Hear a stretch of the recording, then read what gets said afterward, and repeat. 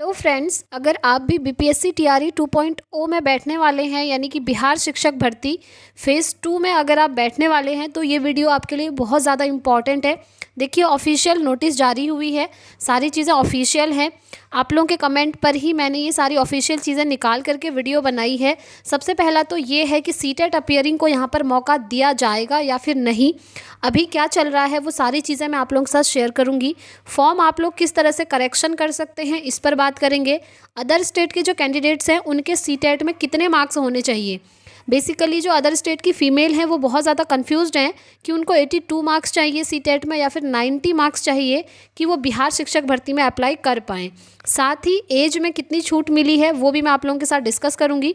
तो फ्रेंड्स, बने रहिएगा वीडियो में एंड तक, और अगर आप चैनल पर नए हैं तो चैनल को सब्सक्राइब कर लीजिएगा ताकि ऐसे ही हर शिक्षक भर्ती की ऑथेंटिक इन्फॉर्मेशन आपको मिलती रहे। तो चलिए स्टार्ट करते हैं। सबसे पहले आप लोगों का कमेंट लेते हैं सीटेट अपीयरिंग को लेके। तो देखिए, जब आपने देखा होगा पिछली बार जो एग्ज़ाम हुआ था बीपीएससी टीआरई 1.0 का, तो वहाँ पर सीटेट अपीयरिंग को इन्होंने अलाउ किया था, बट इस बार इन्होंने सीटेट अपीयरिंग को अलाउ नहीं किया है।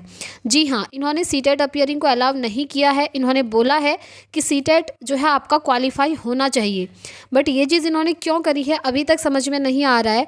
अगर ये सीटेट अपीयरिंग को अलाउ कर देते तो ये और भी अच्छी बात होती, अदर स्टूडेंट्स को भी मौका मिल जाता, बट फिलहाल इन्होंने ये चीज़ नहीं की है। आंदोलन किए जा रहे हैं।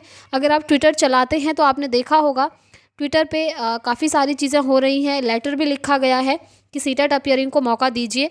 अभी तक इन्होंने कोई रिस्पांस नहीं दिया है। जैसे ही कोई रिस्पांस आएगा तो मैं आपको इस चैनल के माध्यम से बता दूंगी। नेक्स्ट हम बात कर लेते हैं फ्रेंड्स। और हाँ, आप लोग मुझे कमेंट करके ज़रूर बताइएगा कि आपको क्या लगता है सीटेट अपीयरिंग को मौका मिलना चाहिए या फिर नहीं। मुझे तो लगता है सीटेट अपीयरिंग को इन्होंने मौका देना चाहिए, जैसे कि इन्होंने पिछली बार भी दिया हुआ था। नेक्स्ट हम बात कर लेते हैं फ्रेंड्स। अगर फॉर्म में आपका करेक्शन करना है, आपसे कोई गलती हो गई है, तो आप किस प्रकार करेंगे। पहले इन्होंने ये ऑप्शन नहीं दिया था करेक्शन का, बट अभी आपको ऑप्शन मिल जा रहा है। जैसे ही आप फॉर्म फिलअप करेंगे ना, तो वहाँ पर आपको ऑप्शन मिल जाएगा। उसके लिए आपको क्या करना होगा, आपने जो अपना रजिस्ट्रेशन पहले किया होगा ना, उसको आपने कैंसिल करना पड़ेगा। जब आप उसको कैंसिल करेंगे तब दोबारा से आप रजिस्ट्रेशन करके दोबारा फॉर्म फिल करेंगे, ठीक है। अगर आप ये सोच रहे हैं कि आपसे किसी चीज़ में मिस्टेक हो गई है तो आप उसको एडिट करके बस वहीं पर सही कर लेंगे, तो ऐसा ऑप्शन आपको नहीं दिया गया है। आपके पास सिर्फ यही एक तरीका है कि आप जो अपना फॉर्म पूरा कैंसिल करें और दोबारा से अपना फॉर्म भरें।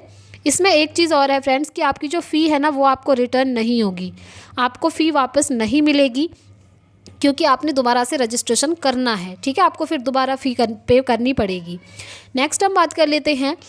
आप लोगों का जो कमेंट था यही था कि जो बीपीएससी का ये जो एग्ज़ाम है, यहाँ पर जो अदर स्टेट के कैंडिडेट हैं उनके कितने मार्क्स होने चाहिए सीटेट में। चलिए, सबसे पहले हम ये डाउट आपका क्लियर कर लेते हैं। तो देखिए, अदर स्टेट वालों के साथ एक कंडीशन है। अगर आप जनरल मेल हैं या फिर ओबीसी एससी एसटी किसी भी कैटेगरी के हैं तो आपको 90 मार्क्स चाहिए, सीधी सी बात है। और अगर आप जनरल हैं और फीमेल हैं तो आपको जो है 82 मार्क्स चाहिए सीटेट में, सीटेट का पेपर 2, ठीक है, जो 6 to 8 के लिए मांगा जाएगा आपसे। 6 to 8 में सीटेट का पेपर 2 क्वालिफाई मांगा जाता है। 9-10 में एस्टेट, जो बिहार का एस्टेट है, उसका पेपर 1, और 11-12 में अगर आप भरना चाहते हैं तो बिहार का जो एस्टेट है उसका पेपर 2 आपके पास होना चाहिए। बट अगर आपके पास सीटेट पेपर 2 है तब भी आप बैठ सकते हैं। और अदर स्टेट की जो फीमेल्स हैं उनके लिए बहुत अच्छी बात है कि अगर आपके सीटेट में 82 मार्क्स हैं तब भी जो है आप एलिजिबल हैं बिहार में ये शिक्षक भर्ती का फॉर्म फिल करने के लिए। बट अगर आप जनरल कैटेगरी के मेल हैं तो आपको 90 मार्क्स ही चाहिए सीटेट में, तब आप बिहार की शिक्षक भर्ती में फॉर्म भर पाएंगे, ठीक है। आई होप आप लोगों का ये डाउट क्लियर हो गया होगा। और ये चीज़ जो है इन्होंने नोटिफिकेशन में साफ साफ लिखी है फ्रेंड्स, आप देख सकते हैं। मैंने डिटेल नोटिफिकेशन टेलीग्राम पर भी शेयर किया था, वहाँ पर सीधा लिखा गया है ये चीज़ कि 55% अदर स्टेट की जो फीमेल्स हैं उनको चाहिए, यानी कि 82 मार्क्स चाहिए आपको, ठीक हो गया। नेक्स्ट हम बात कर लेते हैं एज रिलैक्सेशन की। तो देखिए, एज रिलैक्सेशन पिछली बार तो इन्होंने दिया था, बट इस बार की जो शिक्षक भर्ती है उसमें देखिए, जो शिक्षक भर्ती है आपकी 6 to 8 की, यहाँ पर इन्होंने एज रिलैक्सेशन नहीं दिया है।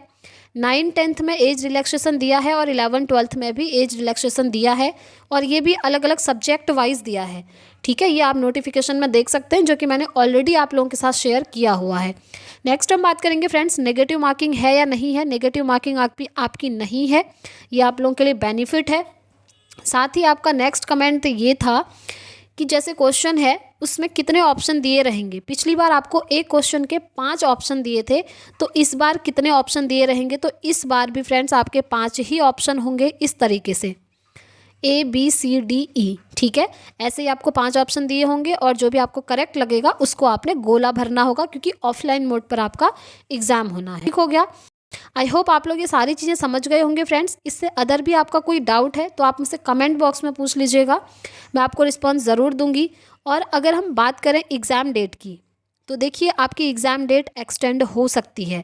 अभी इन्होंने बोला है दिसंबर मिड में आपका एग्ज़ाम हो जाएगा, बट अगर ये सीटेट अपीयरिंग को अलाउ करें ना, तो फिर BPSC के एग्ज़ाम का जो एग्ज़ाम डेट है वो एक्सटेंड हो जाएगा। कैसे, देखिए सीटेट का एग्ज़ाम है आपका 21 जनवरी को, और जब 21 जनवरी को सीटेट हो जाएगा उसके बाद ही ये लोग जो है BPSC का एग्ज़ाम कंडक्ट करवाएंगे, अगर सीटेट अपीयरिंग को अलाउ करेंगे तो। अगर अलाउ करते हैं तो दो बेनिफिट हैं, एक तो आपको पढ़ने के लिए टाइम मिल जाएगा क्योंकि एग्ज़ाम फिर आपका थोड़ा लेट होगा, और दूसरा ये कि जो सीटेट अपीयरिंग है उन स्टूडेंट्स को भी यहाँ पर मौका मिल जाएगा। तो देखते हैं क्या होता है, ये मौका देते हैं या फिर नहीं देते हैं। कई सारी चीज़ें चल रही हैं, ट्विटर पे आपने देख ही लिया होगा, लेटर भी देखा होगा, मैंने आप लोगों के साथ शेयर किया था। देखिए जो भी न्यूज़ आती है आपको इस चैनल के माध्यम से जो है अपडेट मिलती रहती है, इसलिए अगर आप चैनल पर फर्स्ट टाइम आए हैं तो प्लीज़ चैनल को सब्सक्राइब कर लीजिएगा। यहाँ पर आपको क्लासेस भी मिल रही हैं और साथ में हर टीचिंग की अपडेट भी मिल रही है। अगर आप सीटेट की प्रिपरेशन कर रहे हैं फ्रेंड्स, तो इस चैनल के माध्यम से भी करवाई जा रही है। आप चाहें तो वीडियोस देख सकते हैं, प्लेलिस्ट बनी हुई है। CDP का सिलेबस हमारा कंप्लीट होने वाला है, बस कुछ ही चैप्टर्स बचे हुए हैं।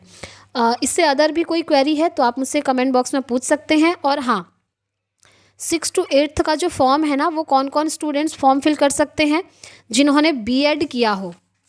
ठीक है, अगर आपने BEd किया है, या फिर आपने DLEd किया है, या फिर आपने BTC किया है, तो आप 6 to 8th में फॉर्म फिल कर सकते हैं। एक कंडीशन और है कि आपके पास CTET पेपर 2 या फिर BTET बिहार टेट एग्ज़ाम होना चाहिए, इन दोनों में से एक होना चाहिए। और साथ ही अगर आप 9-10th में बैठना चाहते हैं तो आपका BEd होना चाहिए, और BEd के साथ साथ आपका ग्रेजुएशन होना चाहिए, और STET पेपर 1 आपका क्वालिफाई होना चाहिए। और यदि आप 11-12th में बैठना चाहते हैं तो 11-12th का फॉर्म भरने के लिए आपके पास BEd होना चाहिए, प्लस आपने PG किया होना चाहिए, पोस्ट ग्रेजुएशन, और साथ में आपके पास जो STET है उसका पेपर 2 क्वालिफाई होना चाहिए। ठीक है, आई होप मैंने आप लोगों के सारे डाउट्स क्लियर कर दिए हैं फ्रेंड्स। अभी भी कुछ रह गया है तो आप मुझसे पूछ लीजिएगा, और इस वीडियो में इतना ही रखते हैं। अगर आपको वीडियो पसंद आई होगी तो प्लीज़ लाइक एंड शेयर करके जाइएगा। मिलते हैं फ्रेंड्स नेक्स्ट वीडियो में नेक्स्ट अपडेट के साथ। Thanks for watching.